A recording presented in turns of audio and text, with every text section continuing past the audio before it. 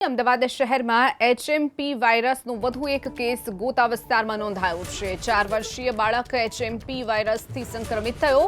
સંક્રમિત બાળકની 1 મહિનાથી કોઈ ટ્રાવેલ હિસ્ટ્રી ન હોવાનું પણ સામે આવ્યું છે। નવા એક કેસ સાથે એએમસીના ચોપડે એચએમપીવીના કુલ 7 કેસ અત્યાર સુધીમાં નોંધાયા છે। તો નવો એક કેસ ગોતામાં નોંધાયો છે। 4 વર્ષીય બાળકનો એચએમપીવી પોઝિટિવ આવ્યો છે।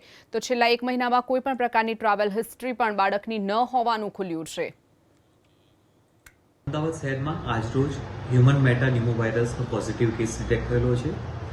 સદરનું જે દર્દી છે 4 વર્ષનું બાળક છે અને તેઓ ગોતાના રહેવાસી છે। હાલમાં તેઓને એસજીપીવી હોસ્પિટલમાં એડમિટ કરવામાં આવેલા છે। અત્યાર સુધીમાં અમદાવાદ શહેરની હોસ્પિટલમાં ટોટલ 7 પેશન્ટને ટ્રીટ કરવામાં આવેલા છે। આ પૈકી 3 પેશન્ટ અમદાવાદ વિસ્તારની બહારની લિમિટના હતા અને બાકીના 4 અમદાવાદ શહેરના હતા। અમદાવાદ શહેરના અને અગાઉના જે કોઈ પેશન્ટ છે તમામને ડિસ્ચાર્જ કરવામાં આવેલા છે। હાલમાં આ બાળકને હોસ્પિટલમાં એડમિટ કરવામાં આવેલો છે।